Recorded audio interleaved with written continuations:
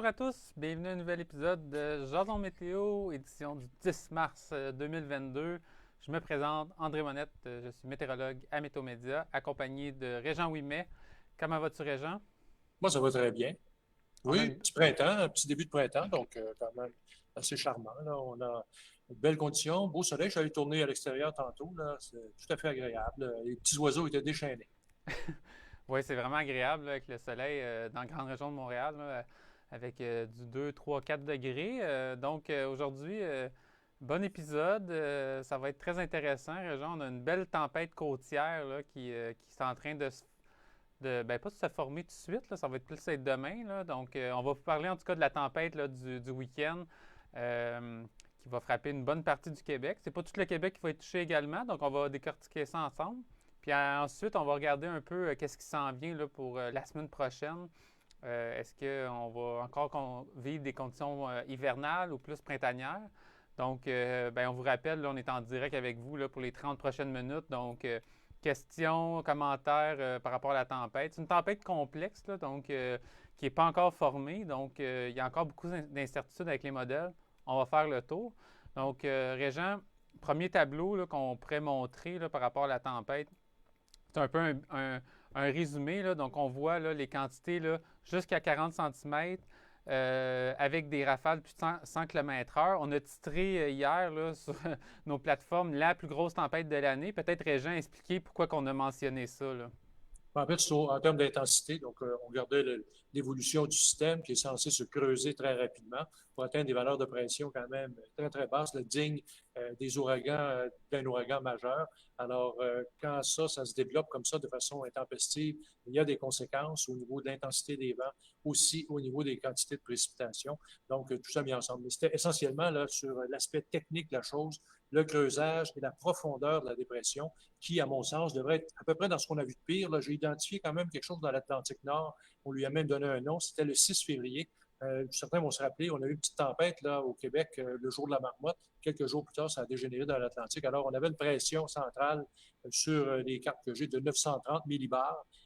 Il s'agira de voir jusqu'à quel point on peut atteindre quelque chose d'aussi profond. Une chose certaine, c'est que ça semble se développer peut-être un peu plus près de chez nous, donc dans le milieu de l'Atlantique, au sud du Groenland ou de l'Islande, là, ça c'est une chose. Et quand ça se développe, là, cette fois-ci, ce serait davantage vers le secteur du Labrador où on peut atteindre des valeurs quand même extrêmes de pression. Alors forcément, il y aura des contre-coups chez nous au Québec, essentiellement beaucoup là, en raison des vents très forts. Sur le tableau, on l'a vu tantôt, ça c'est quand même un classique quand on a de ces tempêtes-là majeures. Et au mois de mars, il y en a eu historiquement, on se rappelle la tempête du siècle. Donc, c'est du 100 km/h et du 40 cm, pas mal garanti. Et souvent, on a des surprises au niveau des accumulations. Oui, tout à fait. Quand tu parles là, de 930 millibars plutôt en février, c'était vraiment plus dans l'Atlantique, Ouais. au milieu de l'Atlantique que dans le golfe du Saint-Laurent, là, ce qu'on va vivre là, pour la tempête de ce week-end. Là. Oui, c'est ça, exactement. Donc, là, je comparais tout simplement des valeurs de pression intenses. Là. C'est certain qu'il y a la localisation qui joue dans le cas qui nous occupe, mais définitivement, ça semble être le système dépressionnaire le plus intense là, qui soit passé sur le Québec cet hiver. Ça semble être le cas. Oui, parce que moi, j'ai regardé, c'était le 18 février, 964 millibars là, dans les provinces maritimes. C'est ça le plus bas qu'on a descendu. Donc là, on prévoit du 930. C'est quand même vraiment beaucoup plus bas. Donc, on le voit, le Régent, si on veut décortiquer un petit peu, là, on a une première impulsion qui va arriver tard vendredi soir. C'est un mélange un peu là, d'une dépression qui vient du Colorado, qui va jumeler au Clipper dans le nord du Québec, qui va aller bifurquer vers le golfe du Mexique. En tout cas, c'est pas très simple, mais tout ça est faible au début. Et après ça, Régent, c'est la reformation côtière là, qui va être à suivre. Là. Oui, c'est ça. Il y a peut-être un petit intervalle, mais souvent, on va voir comme ça ce couplet-là, les deux perturbations qui vont se mettre ensemble. Mais quand c'est mieux structuré, celle qui est au nord maintient sa position, reste un tout petit peu en retrait vers le secteur plus à l'ouest. Donc là, vous vous retrouvez avec une espèce de courroie de transmission qui fait que le pompage d'humidité et l'intensité de la neige là, est projeté littéralement jusque sur le sud du Québec. Dans le cas qui nous occupe, on l'a vu quand même, la tête de la première perturbation passe son cours avant que l'autre rejoigne dans son sillage. Et à ce moment-là, la première perturbation est déjà passée. Celle qui passe en premier, on en a vu quand même plusieurs, ça, au cours de l'hiver. Donc, c'est du genre 5, 10, 15. en termes d'accumulation de neige. Là, c'est relativement peu. Et chose certaine, c'est que ça se joue de noirceur, encore une fois.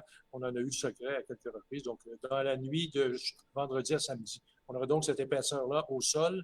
Et là, par la suite, c'est là où ça va jouer, avec le second élément perturbé qui, lui, sera quand même plus intense. Oui, donc on le voit, là, la première bande. Donc, ça touche surtout Montréal et Rive-Nord du Saint-Laurent, 5 à 10 cm. Ça se peut même que Montréal, on ait un peu de pluie, neige fondante avec ça. Donc, qu'est-ce qui va rester au sol? Peut-être un peu moins, là, Montréal, centre-ville ou Rive-Sud. Là. On voit à Montérégie, Estrie, là, très peu avec cette première bande de neige-là. Et ce qui est plus incertain, c'est justement, là, il va peut-être avoir une pause au niveau des prestations samedi matin. Donc, ne soyez pas surpris là, si la neige est plutôt faible ou même complètement, c'est juste nuageux. Mais c'est la reformation là, avec la deuxième bande de précipitation. Puis là, on voit au contraire, c'est plus la rive sud du Saint-Laurent qui va être touchée. Montérégie, Estrie, Chaudière-Appalaches, Bas-Saint-Laurent, Gaspésie, Côte-Nord, Basse-Côte-Nord. Donc, c'est vraiment les régions qui vont être le plus affectées. La question en ce moment, c'est où est-ce que la dépression va remonter? Là, on le voit en ce moment, c'est un des modèles là, qui le fait passer sur la frontière Québec-Maine. Ça l'effleure, la vallée de Saint-Laurent, là, donc Montréal et Québec. Donc, on est à la limite. Là. On va peut-être atteindre le fameux seuil de 15 cm qui est le critère d'avertissement de neige d'Environnement Canada. Si ça passe un peu plus à l'ouest, Régent, plus de neige pour la vallée de Saint-Laurent. On pourrait avoir 20, peut-être même jusqu'à 25 cm. Mais si ça se tasse un petit peu trop à l'est, là, on va peut-être manger nos bas et peut-être finir avec notre 5 à 10 cm. Là. Encore une fois, c'est très tranché. Donc, vous avez le corridor là, qui s'étale sur à peu près une épaisseur de 150 km. Et là, là-dedans, ça se joue. Là. C'est là où on a la convergence la plus forte et les ingrédients sont réunis pour générer les plus fortes accumulations de neige. Aussitôt qu'on se détache de ce corridor-là, ça diminue quand même de façon quand même assez radicale. Donc, ça va être encore une fois une question de pouce. C'est un beau défi météo de positionner exactement la bande en question, où est-ce que ça va se trouver. Là où c'est traite, c'est qu'il y a déjà une petite accumulation qui va être au sol, donc il y aura un cumulatif qui va s'ajouter. Puis, vous l'avez mentionné, là, il pourrait y avoir accalmie samedi matin. Ça serait peut-être la plus mauvaise chose qui pourrait nous arriver parce qu'on sait comment est-ce que ça fonctionne. On regarde par la fenêtre et on voit que, pouf, ben là, la neige ou la tempête ne sera pas au rendez-vous parce qu'il neige pratiquement pas. Donc, on voit un petit peu de neige au sol. Donc, on décide quand même de prendre la route là, et de s'en aller. Ça pourrait être un peu fâcheux parce que souvent, dans des situations comme celle-là où on a pris la décision de partir alors que la tempête n'est seulement qu'en devenir, ça va donc, moi, j'aimerais autant qu'il neige quand on se lève samedi matin. Comme ça, on prend des décisions de prudence. Si on parle de température, régent et de vent, donc température, est-ce que c'est une tempête qui va être avec de la neige très humide ou de la neige très volatile, comme on a vécu dans les semaines dernières, là, où il faisait moins 10, moins 15 degrés, moins 10, moins 15 degrés? Là. Ben là, André, j'hésitais. Alors, j'ai donné un titre à cette tempête-là. Bon, il est allé avec la tempête de trop, parce que là, évidemment, on en a jusque-là. On le comprend bien. Ça va être le 27e épisode de plus de 15 cm au Québec cette année. Ça, c'est quand même géant. On a déjà dépassé toute la saison 2021. Tempête de trop, ça, c'est une chose. Mais également, cette temps-ci de l'année, vous avez les tempêtes des Corneilles, la tempête des Sucres, la tempête de la Saint-Patrick, la tempête de la Saint-Joseph. Alors, tout ça vient ensemble et ce sont des tempêtes relativement un petit peu chaudes, donc avec une texture de neige qui est un peu plus lourde. Et dans certains cas, bien, ça va coller là, sur les structures, sur les branches d'arbres. On est vraiment marginal. Les températures au départ, alentour de moins 3, moins 4. La première vague de neige, là, bon, vous avez parlé d'une possibilité de pluie. Alors, c'est un peu marginal. À ce moment-là, cette neige-là, si elle est plus lourde, donc ça peut être porte ouverte à des situations de panne. Et tout au cours de l'événement, là, pendant la journée de samedi, les températures ne sont pas bien, bien basses pour ce qui est du sud du Québec. Donc, c'est vraiment du petit moins. Alors, j'hésite là, avant de dire que ça va être une tempête parfaitement collante, mais vraisemblablement, je pense plus vers une tempête à bonhomme qu'une neige poudreuse. Oui, la chose à savoir, c'est que les températures, par contre, derrière le système, vont être en chute libre. Donc, la neige, même si elle fond un peu au début, va glacer parce qu'on prévoit des températures sous les moins 10 degrés partout là, dans la nuit de samedi à dimanche. Donc, ça va vraiment glacer. Donc, ça va être à surveiller. Mais effectivement, pendant le système, température qui reste quand même confortable. Et ce on qui peut arriver parlait. aussi, c'est que les derniers centimètres, là, on pourrait voir déjà le fléchissement des températures. Donc, si on a à ce moment-là une neige un petit peu plus fraîche, c'est là où on pourrait voir les problèmes de poudrerie. Parce que les vents, ça nous prend du vent là, avec cette tempête-là, définitivement. Le creusage va se faire à peu près vis-à-vis du Québec. Donc, c'est surtout la partie post-tempête, après les chutes de neige, où là, les vents vont prendre tout leur sens. Donc, on pourrait se retrouver avec des problèmes de poudrerie le samedi soir et jusqu'à dimanche matin avec les vents les plus violents. On a déjà quelques questions, là, donc on vous rappelle, on est en direct là, avec vous sur Facebook, YouTube, là, donc questions, commentaires par rapport à la tempête qui s'en vient là, dès vendredi soir jusqu'à dimanche matin là, dans l'extrême est du Québec. Donc, Vicky Gagnon qui se demande, Lac-Saint-Jean, est-ce qu'on va en avoir beaucoup? Mais on peut montrer la carte d'accumulation. C'est sûr qu'il y a encore des changements possibles là, au niveau des quantités. C'est rare, mais même les modèles là, de ce midi avait beaucoup d'incertitudes, Régent. Il y en a qui mettaient 20-25 cm à Montréal, il y en a qui mettaient 3 cm. Donc, pour l'instant, le scénario privilégié, on le voit, là, la vallée du Saint-Laurent, c'est un 15 à 20 cm. L'Estrie, Chaudière-Appalaches, on est dans le 20 à 30 cm. Puis vers le Bas-Saint-Laurent, Gaspésie, Basse-Côte-Nord, on est dans le 30 à 40 cm. On pourrait même atteindre le 50 cm. Pour Mme Gagnon là, du Lac-Saint-Jean, vous êtes un peu en retrait, là, donc vous allez peut-être plus être dans le 5-10 cm. Tout dépend encore de la trajectoire, là, de la deuxième impulsion. Plus on s'approche du Saguenay, du fjord du Saguenay-Tadoussac, là, on se rapproche plus du 20-25 cm. Donc, mais vous êtes un peu en retrait là, pour cette tempête-là. Puis on a Sarah Bella qui nous demande est-ce que ça va être la dernière tempête de la saison? À mon sens, là, depuis que je prends les données de façon systématique, peut-être pas pour Montréal, là, mais au Québec, à partir du 15 mars, là, il y a encore 7 bordées de neige en moyenne. Ça, c'est depuis les années 2010. Là. 7 bordées de neige qui se manifestent au Québec. Il y en a 2 là-dessus qui se retrouvent sur le sud de la province. Par contre, à Montréal, après le 15 mars, la dernière fois, c'était en 2014 qu'on a eu une bordée. Et au mois d'avril, c'est en 2010, la dernière fois où on a eu une bordée de neige du côté de Montréal. Donc, pour ce qui est de la région métropolitaine, euh, on y pense parce qu'il y a d'autres événements, un autre événement qui se dessine la semaine prochaine. Ça semble être davantage un petit peu plus chaud, donc ce serait en pluie à ce moment-là. Mais à l'échelle du Québec, là, je ne sais pas où vous demeurez. Définitivement que ce ne sera pas la dernière de la saison. Non, exactement. Claudette Deschênes, Rivière-du-Loup. Vous êtes dans le 20 à 30 cm. Là, vous êtes du bon côté si vous aimez la neige. Donc, ça devrait être une belle tempête pour vous là, avec des forts vents dimanche. Donc, ça ne sera pas très beau, même si la neige est terminée dimanche pour prendre la route. Il risque d'avoir quelques routes de fermées là, sur la 132, la 138, là, même C'est un dimanche. classique. Oui, parce que Oui. définitivement, là, peu importe qu'il tombe 40 ou 10 cm avec des vents là, de 80-90 km/h, ça va voler tout bord, tout côté. On ne l'a pas appelé, jusqu'à maintenant, on n'a pas mis le doigt là-dessus, là, mais définitivement qu'il y aura des conditions de blizzard avec ce système dépressionnaire. Ça, ce blizzard, ben, on comprend bien là, qu'on ne voit rien. Hein, donc, il n'y a rien à faire avec ça sur le réseau routier. Oui, tout à fait. Donc, mais c'est les régions un peu plus à l'est qui vont connaître ces conditions de blizzard-là. On n'aura pas ça à Montréal avec, comme en 2017, là, qui est notre dernière grosse tempête de ce genre. On voit les vents, là, donc pendant la tempête en soi, c'est pas les vents les plus forts, c'est vraiment derrière là, le système où là, les vents vont monter à 60-70 km/h Montréal, Québec, et même jusqu'à 100 km/h là, dans le golfe du Saint-Laurent. Sinon, on est plus dans le 80 là, de Bécomo vers la base Côte-Nord et de Rimouski vers Gaspé. Là, on est plus dans le 80 km/h. Donc, c'est quand même. On parlait de pression, de très basse pression, Régent. C'est ça la conséquence directe. Là, c'est des fortes rafales de vent. Là. Exactement. Ça, c'est un premier élément. Puis l'autre élément, pourquoi sur le sud du Québec, c'est un petit peu moins intense, c'est que là, la dépression continue de s'intensifier. Donc, elle est un peu plus profonde quand on arrive dans l'est de la province. Ça, c'est un premier élément.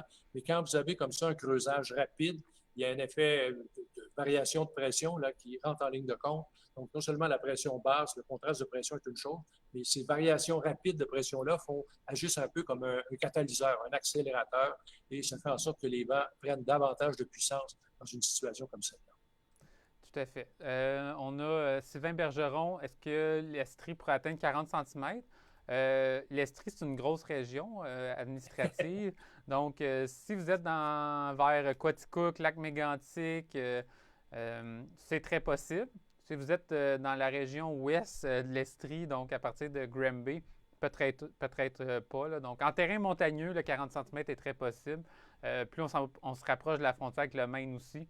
Mais donc, oui, l'Estrie, c'est une des régions gagnantes là, avec cette tempête-là. Donc, Puis euh, on comprend que vous avez de la place pour en mettre parce qu'il n'y en a pas tombé tellement au cours de l'hiver. Donc, c'est un petit rattrapage pour les gens de l'Estrie. oui, ben on avait justement là, les quantités les plus importantes là, dernièrement. Là, donc, on voit Montréal, là, on a eu 19 cm le 17-18 février, mais Sherbrooke seulement 7 à 10 cm. Sinon, dans l'Est, c'est la tempête du 22-23 février là, où il était tombé jusqu'à 40 cm. Mais donc, Sherbrooke, on est prêt pour en avoir d'autres. Là, donc, ça, c'est bien. Puis, on parlait tantôt de pression atmosphérique, Régent. Quand on parle de 930, là, on va montrer les valeurs records là, pour un mois de mars. C'est quand même, ça c'est aux stations météorologiques, là, mais quand même, on est autour du 960. Là. Donc, si on est à 930, ça va être, on va pulvériser les records. Oui, c'est ça. Alors, souvent, ça va être au large, donc sur l'océan Atlantique Nord, qu'on va retrouver les valeurs de pression les plus basses. Donc, en revenant vers la côte, il peut y avoir un petit battement. Là. Quand on a un gradient de pression qui est assez resserré, il peut y avoir de grandes différences de pression sur une relativement courte distance. Mais là, il s'agira de voir jusqu'à quel point notre système va être suffisamment sur Terre ou près de la côte pour justifier de telles valeurs de pression. Puis, bon, là où c'est important, c'est évidemment plus le système est sur vous, plus vous avez de chances de voir des vents répandus et intenses là, se manifester. C'est ça. Donc, on voit là, avec le D qui passe près de Gaspé, cette île, vous avez plus de chances d'avoir les plus basses pressions que, disons, Saguenay ou Chibougamau. On a Thomas Bédard là, qui demande, Régent, est-ce que la tempête pourrait bifurquer plus à l'est et donc éviter une bonne partie du Québec? Parce que M. Bédard ne veut plus de neige. Ouais. Je pense que c'est vraiment une possibilité encore. On va avoir une meilleure idée demain. Il y a encore beaucoup d'incertitudes avec les modèles de cet après-midi. Là, un des modèles, Régent, qui était beaucoup trop à l'est comparativement aux autres, est revenu avec les autres, là, donc ramène du 15 à 20 cm dans la vallée du Saint-Laurent, qui est le modèle NAM, là, pour ceux qui connaissent les noms des modèles. Donc, lui est revenu un peu avec les autres, mais c'est encore possible là, que ça bifurque vers l'est. Et donc, on finirait avec un 5 à 10 cm dans la vallée du Saint-Laurent. Là. D'un autre côté, moi, ce que je vois, c'est quand même une circulation. On a un creux qui est quand même assez bien défini. Là, vous avez les vents en altitude qui guident un peu la trajectoire. Alors ça, c'est quand même assez bien aligné là, pour favoriser une trajectoire juste au sud ou sur le sud du Québec. Là, ce qui peut changer, puis là où s'en vont les modèles, c'est que ce chemin-là, il se modifie un tout petit peu, puis il y a un croche qui s'organise, qui fait remonter la tempête davantage sur le Québec. Donc, je vois un peu plus mal, une trajectoire qui dévierait davantage vers l'est. S'il y a quelque chose en termes de changement, ça semble pointer vers un rabattement un peu plus près de nos régions. Mais où est-ce que ça va se passer par rapport au sud du Québec? Là, il s'agit de voir. Donc, c'est sûr qu'il y a une meilleure garantie d'avoir des conditions un peu plus intenses, la région Chaudière-Appalaches, en s'en allant vers le secteur un peu plus à l'est, versus l'Estrie, par exemple, là où la marge de manœuvre est un peu plus grande. Oui, tout à fait. Sylvie Picard qui demande pour Gatineau, Ottawa, vous êtes en retrait, même si le système revient un peu plus vers l'ouest. Vous, ça va être surtout la première bande, là, donc de vendredi soir à samedi matin. Vous allez accumuler jusqu'à 10 cm. Le reste, ça va être un peu plus des poussières, là, donc moins de grandes accumulations.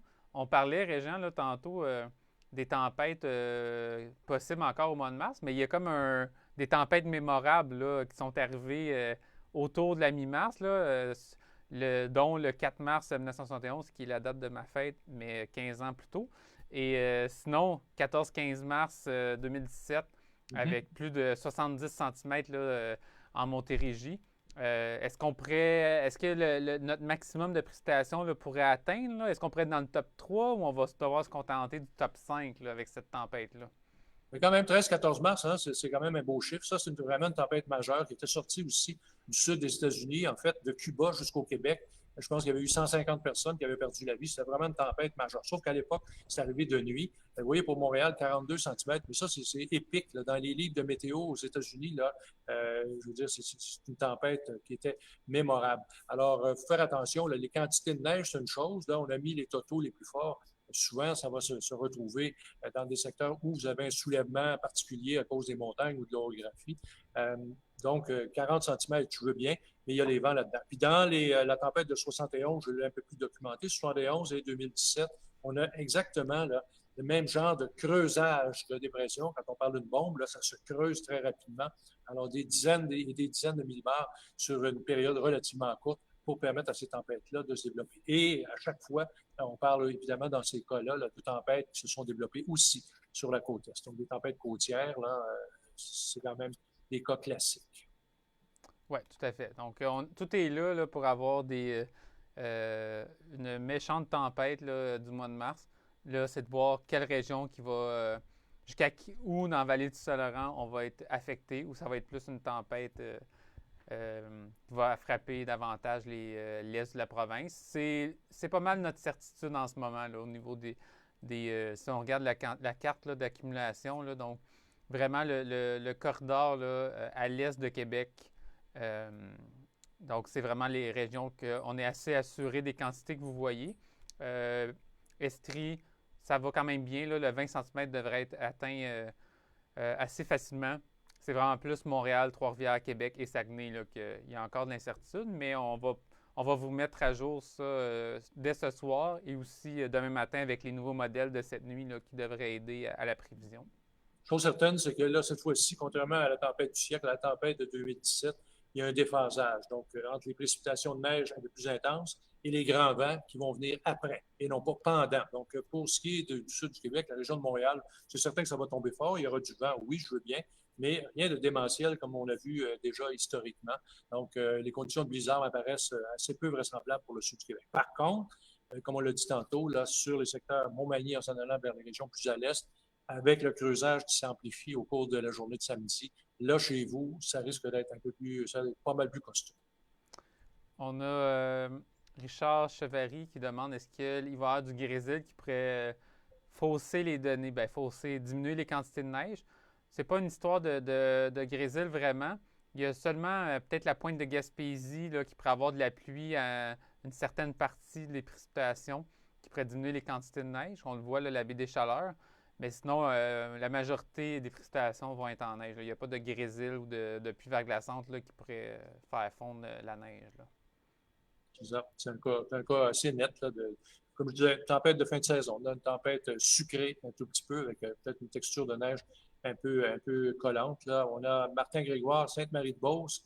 Combien de centimètres de neige entre midi et 18 heures? Ça, c'est une très bonne question. Midi et 18 heures, là, c'est vraiment une belle fenêtre où effectivement la neige risque de tomber à un rythme de 2 à 4 centimètres à l'heure. Donc, ouais. Faites le calcul. Donc, c'est là où votre tempête va se jouer. Là. Je vous dirais, dans un cas comme celui-là, c'est facilement, au cours de l'après-midi, un bon 15-20 cm, pas mal assuré. Oui, tout à fait. On le voit, là, le bleu plus foncé là, sur la région, là, donc entre Québec et la frontière. Là, donc, c'est vraiment un bon 15 à 20 cm. Donc, ne prenez pas la route, M. Grégoire, samedi après-midi. Et ça, de toute façon, revenez-nous là au cours des 24 prochaines heures. On va inscrire justement les moments les plus intenses là, pour les différentes régions du Québec où ça risque de jouer un peu plus dur avec les taux d'accumulation et évidemment donc ce qui va se produire aussi au niveau des vents. Donc, toutes ces chronologies-là, là, un peu plus fines, restent à définir. Alors, on travaille là-dessus et on va pouvoir vous offrir ça là, comme information avant que la tempête commence. Tout à fait. On vous rappelle que vous pouvez suivre là, cette tempête-là. Bien, samedi, on va être en direct là, avec notre super application là, Météo en Action. Là. Donc, si vous ouvrez votre à la télé, sur l'application de Météo Média et sur le site web, donc tout est en rouge. Là, donc, ça vous permet vraiment de suivre là, avec toutes les mises à jour là, qu'on va avoir par nos météorologues. Et notre équipe là, de rédaction est sur le terrain. On est en train justement, Régent, de décider là, où est-ce qu'on va envoyer Patrick. Est-ce qu'on le garde dans la région de Montréal ou on l'envoie plus en Estrie? Donc ça va être à confirmer demain. Et on vous rappelle aussi là, de toujours nous envoyer vos photos, vos vidéos et vos mesures de précipitation parce que ce coin-là, Régent, l'Estrie et Chaudière-Appalaches, c'est une région pauvre en termes de station météo avec des accumulations de neige. Là. Oui, souvent. Puis souvent aussi, tout le secteur Chaudière-Appalaches, il y a également toute la région Thetford Mines aussi. Souvent, on a des petites surprises au niveau des accumulations. Là, ça peut quand même aller assez rapidement. Il y a même quelques questions, Régent, par rapport à Est-ce qu'il y a de la douceur là, qui s'en vient, là, Normand Moller, là?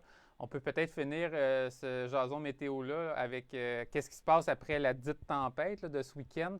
Est-ce qu'on s'en va vers le positif ou on va rester. Cette tempête-là va nous ramener du froid pour plusieurs jours? Oui, mais là, il arrive pendant l'hiver, puis on l'a vécu, là.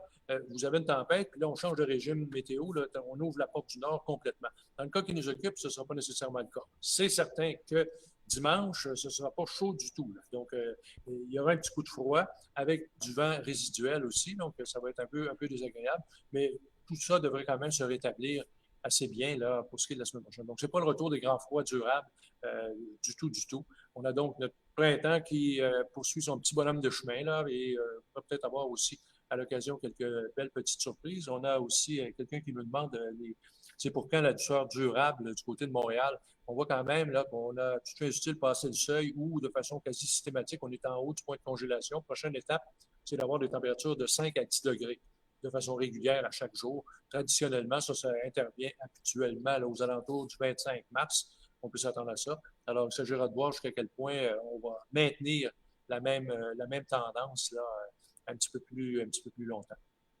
On voit là, sur l'autre le graphique, les températures là, montaient 5-10 degrés. Donc, la fin de la semaine prochaine, là, donc à partir du 16-17 mars, là, à partir de jeudi prochain, température là, de 8, 10, 12 degrés en maximum dans le sud du Québec.